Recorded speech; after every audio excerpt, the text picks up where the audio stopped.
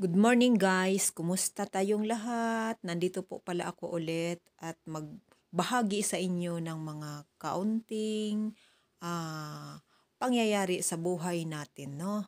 So araw pala ngayon ng Huwebes, nabilis ang paglabas ko pero ako'y babalik din agad-agad sa bahay. Dalawin ko lang yung pinsan ko na parang merong pinagdaanan sa buhay. Kaya ano lang din, sasamahan lang din natin siya, no? So ito, kasi nagtitipid ako ngayon at palagi talaga akong magtitipid. Naglalakad ako dito sa ilalim ng tulay. Tapos parang may bundok-bundok, no? Tapos umaambon-ambon pa siya, guys. Ito na, nandito na nga tayo sa ilalim ng tulay. Ayan. Tapos ito pala ang Abdon Bridge. At andyan pa rin yung ulap natin sa ibabaw. Parang mamuo-muo pa ang dagom. Kana bitawng baka mamayang konti uulan ulit. Pero ako'y mag-abang dito guys ng bus. Ayan no. Tapos, nagpaalam ako kay Lola na lalabas ako nga saglit. Buti pumayag. Tapos ang bilis-bilis kong makapagpalit ng damit para ako'y lalabas na kasi sabi ko mga maximum 2 oras. So ito na, nandito na tayo sa kalsada. Mag-abang na tayo ng bus. Pero sana nga lang makasakay tayo agad at makabalik din tayo agad. Pero malapit lang din naman yung papuntahan ko. Pero kahit pa naman, hindi ko pa rin alam kung saan talaga kami banda magkikita. Kaya alam mo yung gano'n na magbakasakali kang magbus tapos mapunta ka sa isang lugar, hindi mo pa rin alam kung saan talaga banda doon ang lugar na pagkakakitaan nyo. Pero anyway, hindi ka rin naman mawawala hanggang meron kang sinsilyo, coins dyan sa bulsa mo. Saka may Google Map ka, nakakatulong din kaya yan guys. So while waiting guys, may chika ako sa inyo, kumusta na tayong lahat.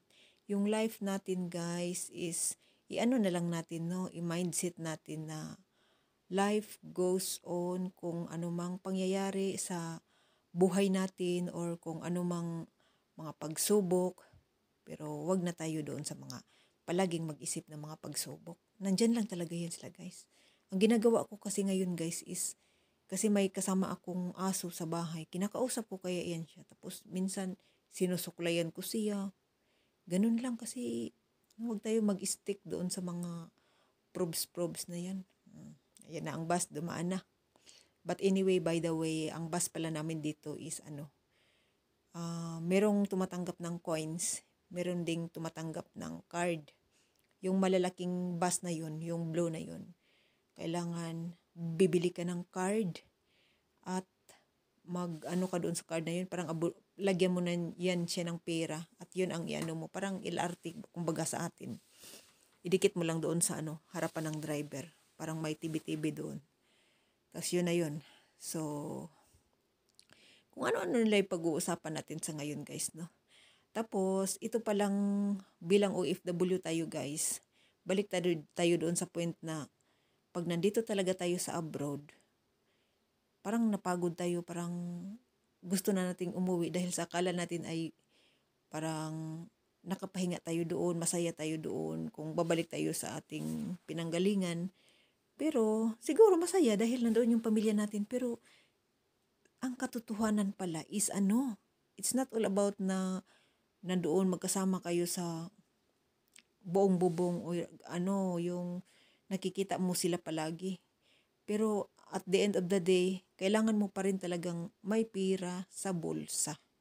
At yan ang pinakamasaklap dahil maraming mga taong na talaga nagpursige or nag-decide na talaga na mag-for good, ika nga. Pero pagdating doon, para din namang para bang wala. Parang nabalik ka sa uno, nabalik ka sa zero. Lalo ngayon, sobrang kamahalan na ng mga bilihin. O tapos nandyan pa yung mga bayaran, siyempre tubig, kuryente. Tapos kung lalabas tayo sa pamasahe, ay Diyos ko po, ang mahal na daw talaga ng pamasahe ngayon guys. Tapos, kung nagutom ka, syempre, bibili tayo ng tinapay. Nung pagbili pa lang natin ng tinapay, yung isang balot na dati is 10 pesos, ngayon is 25 na. Tapos ang pamasahe yata ang pinakamura, 10 or 15, hindi ko sure. Pero yun, kaya nga, nawa ako doon sa lalo sa mga bata. Dahil yung mga bata talaga is, kung pupunta ng eskwelahan, namamasahe yan. Tapos uuwi, balikan. So magkano na sa pamasahe pa lang, dapat ang iano mo doon, i-budget mo sa kanila. Tapos nagutom pa yan ang mga bata, Sana may baon sila na pang snacks. Pero kung wala, bibili din yan. Mahal din. Kung nadatnan pa ng nagutuman talaga ng tanghalian, ayun, siguro yung iba kasi nagbibigay talaga ng allowance, 100. Depende na lang kung kaya ba sa bulsa ng mga magulang.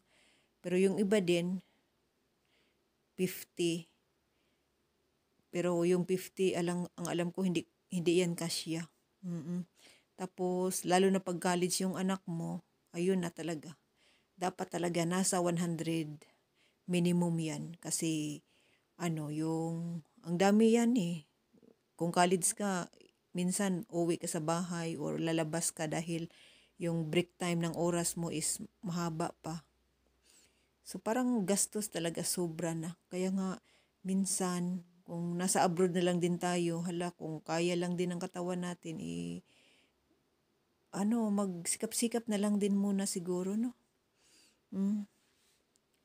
Kasi tayo lang din naman ang mahihirapan.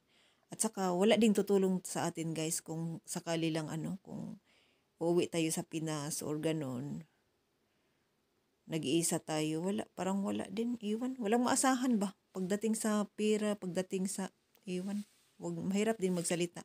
Pero yun talaga ang nakikita at saka yun talaga ang realidad sa buhay na ngayon. Huwag na tayong umasa or aasa, pero aasa tayo doon sa nag-iisang Panginoon. Mas maganda pa doon na lang tayo umaasa talaga. Pero sa mga iba-iba na, syempre nandyan ang pamilya, nakakatulong, pero meron din silang mga sarili-sarili, kanya-kanya na tayo. So, na lang, mag-ingat sa sarili, yun nga, mag-ingat talaga sa sarili, magdasal. Yun talaga ang pinaka-bottom line sa buhay natin. Tapos, hanggang may trabaho tayo, ay di magtrabaho talaga, no? Alam niyo yung sa ibang bansa, iba pala doon, no? Kapag kahit tumatanda na sila, nagtatrabaho pa rin sila. Kasi lalo na unlimited ang mga edad doon, walang limit. Oo, tapos yung mga, halimbawa sa mga lalaki, yung mga retirement nila is, nandoon pala sila mag-retire sa, 65.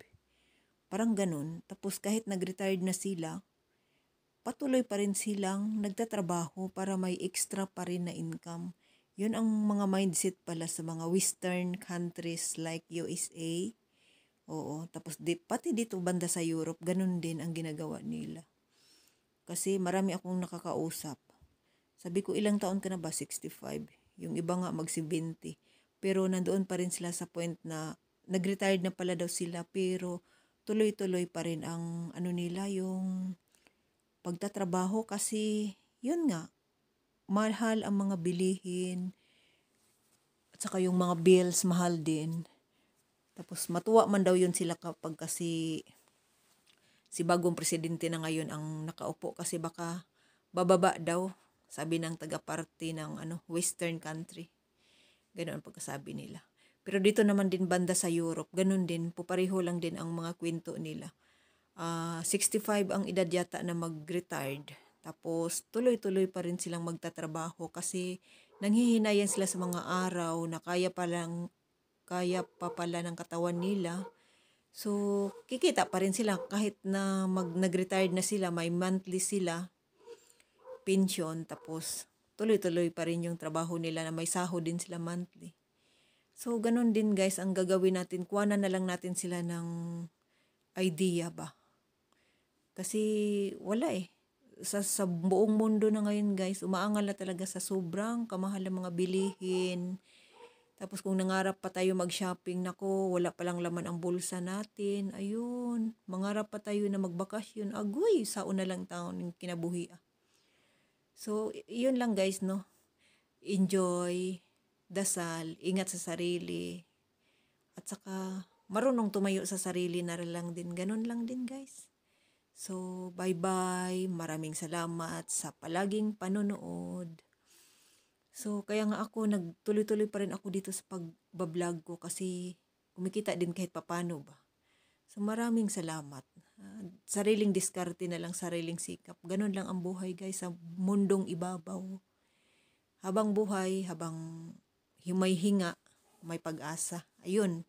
Thanks God. Amen. So, I love you all. Thank you ulit for watching. At huwag kalimutan, palaging magpapasalamat sa Diyos. Mag-ingat sa sarili. Smile-smile lang kahit may mga may mga kakulian-kakulian pa. Smile, always wear your sweet smile. Okay, love you and thank you for watching. Bye-bye.